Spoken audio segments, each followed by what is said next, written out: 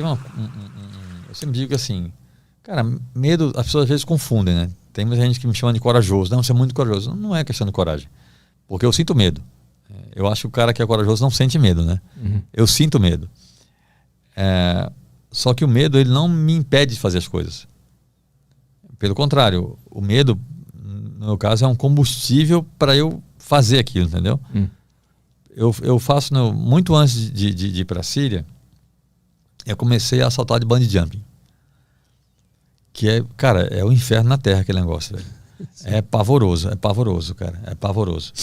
Eu saltei, por exemplo, do bungee jump mais alto do Brasil, que fica em Paulo Afonso.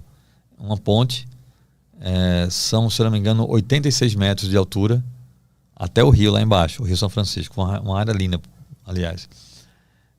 Cara, 86 metros é um prédio de quase 30 andares. Né? Aí você está lá na ponte, o cara coloca aquela borrachinha no seu pé para você saltar, né? E, meu irmão, se aquilo der errado, você vai morrer, né? Sim. E aí, sempre que eu salto de bungee jumping, na hora de saltar, eu paro assim em pé, na beirada, e eu pergunto para mim mesmo, eu falo, cara, você pode morrer se isso der errado. Você está disposto a passar por esse risco para sentir esse prazer? Né? E eu sempre respondo para mim, tô. Aí eu salto. Mas assim... Eu faço questão de ter consciência Sim. de que eu posso morrer, entendeu?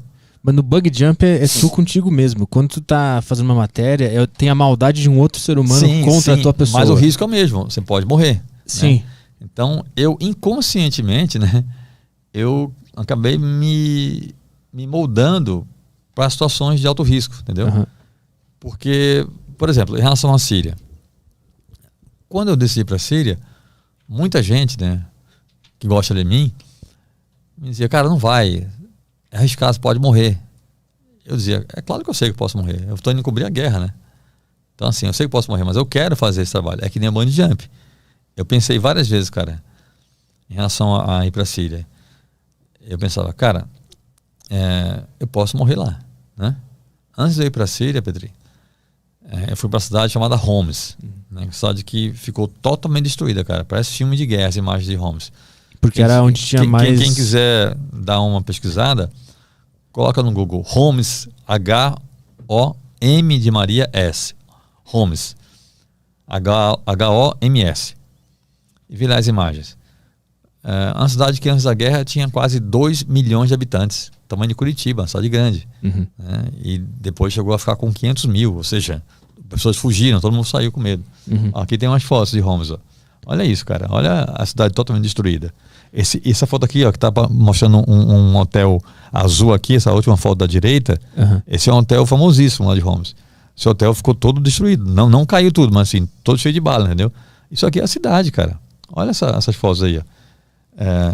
E lá eles destruíram tudo porque é onde tinha mais rebeldes, né? Exatamente. Contra o governo, né? Era uma cidade... Essa foto aqui, que tá agora com o mouse em cima, a da direita, essa foto aí, eu passei nessa rua. Essa foto tem no meu livro.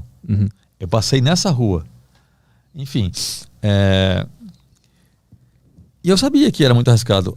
2 meses antes de eu chegar em Homs, teve um ataque do governo que matou, entre outras pessoas, 2 jornalistas. Uma mulher britânica e um fotógrafo francês. Cara, mataram uma mulher britânica, uma jornalista britânica. Imagina um brasileiro, né? Nada, né? E foi na cidade para onde eu ia, né? Mas por que Síria especificamente? Em relação ao que você fala? Por que tu escolheu Síria? Porque problema no mundo tem em vários lugares, né? Porque naquele momento a guerra estava rolando lá, né? Sim, o foco do mundo naquele momento era lá. Eu queria cobrir a guerra, a guerra era lá. Era o país do mundo, por exemplo, hoje seria o Afeganistão, né, onde o clima é mais pesado. Mas ainda assim, no Afeganistão não é uma guerra como até hoje na Síria. A guerra da Síria não acabou ainda. O auge, me parece, passou. Foi a parte mais grave assim no conflito, foi entre 2012, 2015, 2016, por ali. Mas a guerra não acabou ainda. Ontem, eu vi, como até hoje tenho contato com as pessoas de lá, ontem eu vi um vídeo de uma explosão do governo. O governo continua atacando esses lugares onde tem bases rebeldes, né? Quem é que tá lá ainda? É o mesmo cara ainda? É o Bashar al-Assad. Bashar al-Assad. Então vamos contar essa história, porque tu fez tudo certinho para ir para lá, né? Tu foi na embaixada, pegou autorização com os equipamentos que tu ia levar, tava tudo nos conformes, né? Tu fez todo o processo burocrático para poder ser um jornalista lá. Isso. Só que aí tu chega lá e tem um ponto específico que tu descumpre para ser um pouco mais ágil na tua jornada, e esse aqui dá um problema, né? Eu fui para a Síria com visto de imprensa, né? O visto de imprensa é um documento que autoriza o jornalista a trabalhar no país, né? Então eu fiz questão de fazer tudo certo, até para não ter nada contra mim, né? Peguei o visto aqui em São Paulo, no consulado da Síria, que fica na Paulista. E fui para lá. O próprio governo me orientou a ir para Beirute, no Líbano, né? E de Beirute ir para a Síria, né? Por terra. Porque com a guerra o aeroporto estava fechado de Damasco, né? Na capital da Síria. Então o governo me orientou a ir para Beirute. E eu fiz isso. Só que no meu no visto de imprensa, né? No meu visto, aqui no consulado, eles colocaram uma observação por escrito, né? Em português e em árabe, dizendo que eu deveria me apresentar ao Ministério da Informação assim que chegasse a Damasco. Eu sabia que isso era uma estratégia do governo para colocar um oficial na minha cola, um oficial do governo na minha cola, e me impedir de mostrar a guerra de verdade, né? Porque eles faziam inclusive isso, até hoje fazem, com jornalistas que vão para lá. É tipo na Coreia do Norte, eles mantêm um cara em Damasco, num hotel, e aí uma pessoa do governo vai buscar o cara no hotel, o jornalista, põe uma van, passeia um pouco por Damasco, mostra, para dizer que a guerra não é assim tão grave, ou que não tem guerra, e acabou. Só que assim, eu saí de São Paulo para ir para Homs. Meu foco era ir para Homs, porque eu sabia que lá era onde a guerra estava acontecendo de verdade. E aí eu não fui no ministério, né? Eu cheguei em Beirute. Primeiro eu tentei entrar por outra fronteira que vai direto para Homs. Fui bloqueado, não me deixaram. Voltei para Beirute. E aí peguei uma van para Damasco. Só que eu sabia que se fosse no ministério, né, iam me impedir de ir para Homs, né? Então por isso não foi o ministério. Aí no dia seguinte, dormi uma noite em Damasco. Tu tentou ir de ônibus, né? Aí quando tu parava na fronteira, o pessoal te falava para não ir para Homs, né? O pessoal... Não, todo mundo aqui, cara, eu fiz 2 amigos, um casal de irmãos em Beirute. Eles diziam, não vai para Homs, é muito perigoso. Eu dizia, eu sei que é perigoso, assim. Todo mundo que eu conversava, que eu dizia que era jornalista, estava indo para Homs, diziam, cara, não vai, é perigoso, pode morrer lá. Eu dizia, não, eu sei que é perigoso, enfim. Na fronteira do Líbano, os pessoal do Líbano, né, falou para ti, cara, tem certeza que tu quer ir para Homs? Era tentando isso.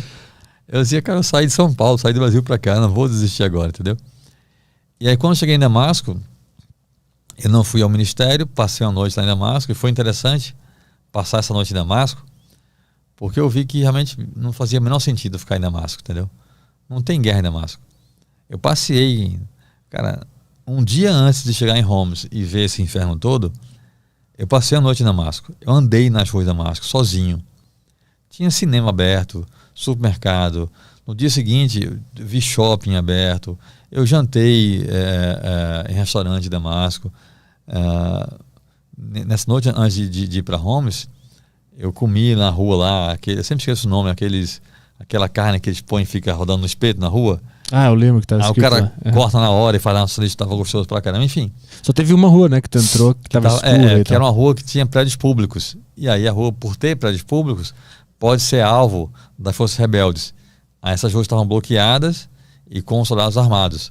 Mas o resto da cidade, cara, tudo tranquilo. Mas nessa rua é interessante que tu entra lá e com a câmera e tu tenta tirar umas fotos e fazer uns vídeos, né? Eu fui até fazer foto para ver o que acontecia, né? Quando eu peguei a foto, né? Aí o cara chegou perto de mim falando árabe, um soldado armado. Aí eu falei para ele que não falava árabe. E aí ele falou que não podia fazer foto. Aí eu liguei a câmera no modo vídeo. Isso. E fiquei com a câmera na mão, aí filmando, sem eles verem, né? E fiz um vídeo dessa rua lá. E aí não fui no ministério, dormi a noite no hotel em Damasco. No dia seguinte, peguei um ônibus na rodoviária normal e fui para Homs. E aí quando cheguei lá, cara, enfim, o mundo se acabando, tiro, bomba, a cidade já não estava assim como a gente viu aqui nessas fotos, mas já estava com asfalto, grande parte detonado, várias casas e prédios e lojas com marca de tiro, explosão. Mas na rodoviária estava tudo bem ainda, meio que estava tudo meio vazio, assim, não tinha nada acontecendo, né? Que é um péssimo sinal, né? Porque era um sábado e o normal é que aquela rodoviária estivesse cheia, né? Cidade grande e estava quase vazia. Só tinha uns taxistas, né? Tinha poucos taxistas, exatamente. Que aí tem a história que tu tem que convencer um deles a te levar pra cidade mesmo, centro, né? Aí, no caminho para lá, a gente vendo barreiras militares, né? Várias barreiras paravam e aí pediam passaporte, eu mostrava, quando os caras viam que eu era jornalista, que estava com visto, tudo legalizado, liberavam. Até que numa barreira militar não liberaram, pegaram passaporte, me colocaram, eu estava num táxi, né?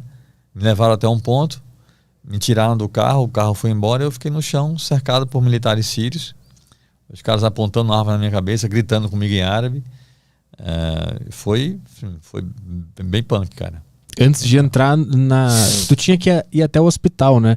Eu ia encontrar com o meu contato no hospital, Isso, tu encontrar tua fonte lá, teu contato no hospital. No meio desse caminho, tu parou numa das barreiras e eles te tiraram do táxi. Exatamente. Enfiaram a arma na tua cara e tu ficou sentado um tempão ali, né? Até chegar um outro cara de jaqueta da Adidas. Pois e aí eu tava lá no chão, né? Os caras... Rolou uma coisa muito louca nesse momento, porque ficavam 7, 8 caras apontando armas na minha cabeça e gritando comigo em árabe, né? E, cara, assim, eu achando que ia ser executado, né? E aí os caras faziam isso, paravam, aí saíam, ficavam só 3 ou 4 de olho em mim, aí daqui a pouco voltavam os outros e continuava aquela coisa, aquela tortura psicológica de novo, né? Os caras apontavam a arma na minha cabeça. Cara, é um negócio tão pesado pra sua cabeça que tinha hora que eu quase pedia pro cara atirar, sabe? Pra acabar com aquele negócio logo. E aí teve uma hora que um deles falou assim pra mim: Brasília. Aí eu falei: isso, sou brasileiro. Aí o cara falou: futebol.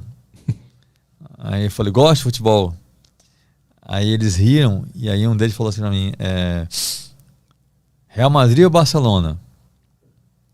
Eu falei: Barcelona. E aí os caras riam, meio que provocando um ao outro, tipo, ele gosta do meu time. Sim. Aí o outro cara falou assim: Messi ou Cristiano Ronaldo? Aí eu falei: Messi. E aí eles continuavam sorrindo. E aí um outro cara falou assim: Maradona ou Billy? Eu falei: Billy? O cara: Billy, the black guy. Eu falei: não, the black guy é Pelé. O nome do cara é Pelé. E aí eles riam, né? Agora, o curioso é que essa conversa de futebol tão amena rolou com os caras apontando arma pra mim, entendeu? Sim. Ninguém parou de colocar arma na minha cabeça pra falar de futebol, não. Era conversando com os fuzis da minha cabeça, assim. Mas é engraçado que por trás daquilo tem um ser humano ali que quer interagir, sempre tem, e ser da paz, sempre né? tem, cara, sempre tem. Ninguém é só perverso, entendeu? Sempre tem um ponto ali de mandar. Até porque, cara, e lá na Síria eu vi claramente isso, não tem só vilão nem inocente na história. Os dois lados têm os erros, entendeu? Tanto o governo quanto os rebeldes, né? Os dois lados têm seus erros e seus acertos. E foi isso que me levou a querer ir para a Síria. Eu sempre falei que eu queria mostrar o lado humano da guerra. Porque, para vergonha da imprensa brasileira, até hoje eu sou o único jornalista do Brasil de um veículo grande que foi para a Síria cobrir a guerra, né? Isso é ridículo, cara. A gente tem imprensa grande, forte, e as pessoas não vão, cara, cobrir a guerra de verdade. Teve jornalistas que foram do Brasil ficar em Damasco, né? Não era, né? Assim, você ficar em Damasco é como, imagina que está rolando uma guerra em Campinas. Imagina que o Brasil entra em guerra, Campinas é o foco. Tá lá, o governo federal, o exército bombardeando Campinas. Aí o cara sai de Nova York para cobrir a guerra e fica aqui em São Paulo. Não cobriu a guerra, né? Sim. É isso, entendeu? É isso. Inclusive foi proposto para ti, né? Quando tu chega lá em Damasco, algum amigo teu fala: fica aí em Damasco, faz a matéria daqui mesmo. Exatamente. E não vai para lá. Exatamente. Mas nesse momento que te tiraram do táxi e ficaram conversando de futebol contigo, o que estava acontecendo? Tava esperando o que ser resolvido? Eu não sabia, ninguém me dizia nada, cara. Isso era uma coisa que foi muito angustiante, porque ninguém me disse nada.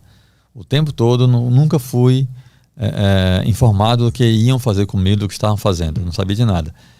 E o doido é que, assim, cara, o ser humano, ele se habitua a qualquer situação, cara.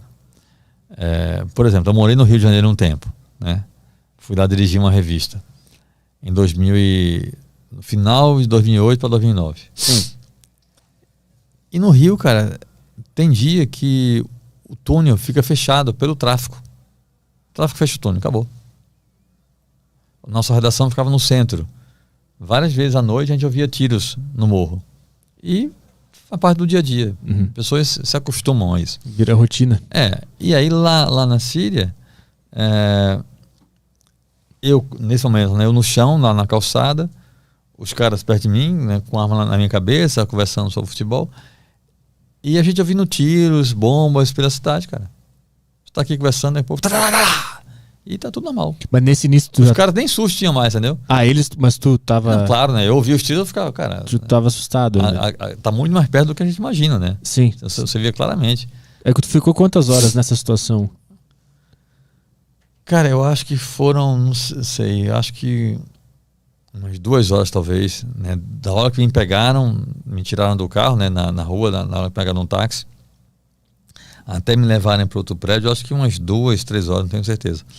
E aí, arrumaram um sargento que falava inglês, né? Foi um cara muito gente boa, e assim, um cara genial, que ajudou bastante. E as coisas estavam assim, caminhando, a gente conversando, tudo se esclarecendo. O Yassin, inclusive, me falou como eu chegaria ao hospital para onde eu ia, né? Dava para ir a pé, eu já estava até sabendo o caminho que eu ia fazer, né? Quando chegou um carro civil, né? Saíram 3 caras, sem identificação, sem uniforme, sem nada. Isso é muito preocupante. Porque, cara, nessa situação, carro civil e sujeito sem uniforme é milícia, né? E aí, esses 3 caras me colocaram dentro do carro, né? E a coisa ficou mais tensa para mim, porque um dos soldados, né, que tinha sido legal comigo, o cara falou, I'm sorry, my friend. Quando te pegaram. Quando me pegaram. Aí eu falei, pô, então agora ferrou, né? E aí me colocaram. Tinha um cara dirigindo e outros 3 caras, né? Esse carro. Um dos caras pegou a minha mochila e foi com ela no colo do banco da frente. Eu fui no banco de trás com 2 caras do meu lado, né? E os 2 com a arma apontada para mim. E esse carro saiu, né, por dentro da cidade de Homs. E eu vendo a cidade toda destruída, toda aquela cena, né, pavorosa.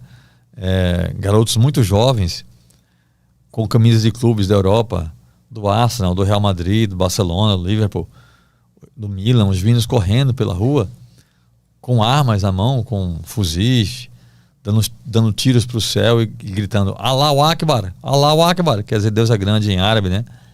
E eu sabia que aqueles garotos eram rebeldes, né? E o carro passando no meio da rua, e eu vendo tudo isso, e eu pensei, cara, esse cara vai me matar, né? Porque sabem que eu sou jornalista, eu tô aqui no meio da guerra, estão me deixando ver tudo isso, né? É porque vão me matar, né? Porque se não quisessem que eu visse, podiam colocar uma coisa na minha cara, cobrir minha cabeça. Mas não, se estão me deixando ver tudo isso, é porque vão me matar. E aí comecei a trabalhar na minha cabeça com essa ideia de que eu estava sendo levado para ser executado, né? Que era uma coisa que eu já tinha, né, colocado em mente que podia acontecer. Eu não queria morrer, obviamente, né? Mas estava achando que era isso que ia acontecer. Tu conseguia aceitar essa ideia ou era desesperador? Cara, foi doido, porque ao mesmo tempo que eu não queria morrer, estava com medo de morrer, eu sabia que podia acontecer, entendeu? Então eu não me sentia muito no direito de apavorar, entendeu? Porque estava no pacote, entendeu? Sim, tu assinou esse plano quando tu foi para lá. Tava no pacote. O Caio Fábio veio aqui nesses dias, né? E eu fiquei muito em mente com uma parte do Salmo 23 que fala: ainda que eu ande pelo vale da sombra da morte, não temerei mal algum, porque tu estás comigo. Eu fiquei pensando nesse verso o tempo todo na minha cabeça, nesse caminho. Qual é a sensação de saber que está prestes a morrer? Eu quero entender mais. Então, como é que é isso? Vamos chegar lá, Vai melhorar a situação ainda. Aí esse carro me levou num prédio público, né? Eu sei que era público porque era um prédio muito grande, com um monte de fotos do Bashar al-Assad, do presidente, né? E aí esse cara que estava no banco da frente, com minha mochila, ele saiu do carro com um fuzil, colocou na minha nuca e ele ia me conduzindo, né? Me empurrando para frente, para a direita, para a esquerda, para onde eu deveria ir. Ele não falava inglês. E aí a gente chegou num ponto em que tinha uma escada só para descer. Era um corredor assim estreito, um pouco mais largo do que meus ombros. E aí eu fui descendo e o cara com a arma na minha cabeça, né? E quanto mais eu descia, mais escuro ficava, né? E eu vi o que no fim da escada me pareceu ser uma parede. Aí eu falei, negócio sem saída, né? Escuro, o cara vai me matar aqui, né? Aí eu fechei os olhos, baixei a cabeça, comecei a descer os degraus bem lentamente, né? Tateando degrau por degrau com os pés. Fiz uma oração, entreguei a alma a Deus e esperei o tiro, né? E desse jeito que eu falei, né? Com os olhos fechados, cabeça baixa, eu descendo bem lentamente, fui descendo, e de repente eu senti uma pancada na minha cabeça e ouvi um barulho. Pá! E aí, cara, quando eu conto isso, eu dou muita palestra sobre essa história toda. Quando eu conto isso, as pessoas riem hoje em dia, mas na hora não foi engraçado. Quando eu senti a pancada na minha cabeça e ouvi o barulho, eu tive certeza que era o tiro na minha cabeça, né? E aí eu fiquei tranquilo, eu fiquei aliviado, pensei, putz, acabou, né? Que bom que foi rápido, né? E eu fiquei parado, os olhos fechados, achando que estava morto. E aí eu senti alguém me empurrando. E eu achei aquilo muito estranho, porque eu pensei, cara, acabei de morrer, tem alguém já empurrando aqui, né? Jesus, O que é que tá acontecendo, né? Mas não abri o olho, né? E aí me empurraram de novo, aí eu abri o olho já chateado, já ia brigar com o anjo, né? Que tá empurrando por quê? Aí quando eu abri o olho, eu vi que não era uma parede no fim da escada. Era uma porta de ferro, daquelas de correr assim, entendeu? Aí quando o cara abriu, ali dentro tinha uma delegacia improvisada. A pancada que eu senti na cabeça e o barulho que eu ouvi era a minha cabeça batendo na porta de ferro, entendeu? Sim. Bateu, eu senti a pancada e eu ouvi o pá, né? E a tua pergunta, cara, foi muito, eu digo que foi muito bom sentir aquilo, sabe, cara? Primeiro, aquela certeza de que eu ia morrer, porque foi bem diferente de outras situações que eu tive de ameaça, porque ameaça é um risco, né? Eu tenho moto, já passei acidente de moto que você pensa, putz, vou morrer, sabe? Mas não é você pensar, sabe? É você ter certeza absoluta, entendeu? Uhum. E foi bom sentir aquilo, cara, porque eu fiquei muito tranquilo, sabe? Eu senti que estava preparado, que tava bem, tava tranquilo, não devia nada a ninguém, sabe? As pessoas que eu amo sabiam que eu as amo, não tinha ninguém que eu sentisse que eu tinha de ter perdoado, não perdoei, sabe assim? Eu tava muito tranquilo, sabe? Isso foi muito bom sentir, velho. Foi mesmo, assim, eu me senti, se fosse aquela hora, eu até pensei assim, cara, eu sabia que isso podia acontecer, eu pelo menos vou morrer onde eu queria estar, fazendo o que eu queria estar fazendo, sabe? Cobrindo uma guerra que era o meu sonho. Eu sabia que isso podia acontecer. Então, assim, eu pensei isso. Vou morrer onde eu queria estar, fazendo o que eu queria estar fazendo. E eu li a matéria depois, muito tempo, daquela mulher que eu falei, a britânica, que morreu em Homs, né? Uhum. 2 meses antes de ir pra lá. Mary Colvin, chama ela.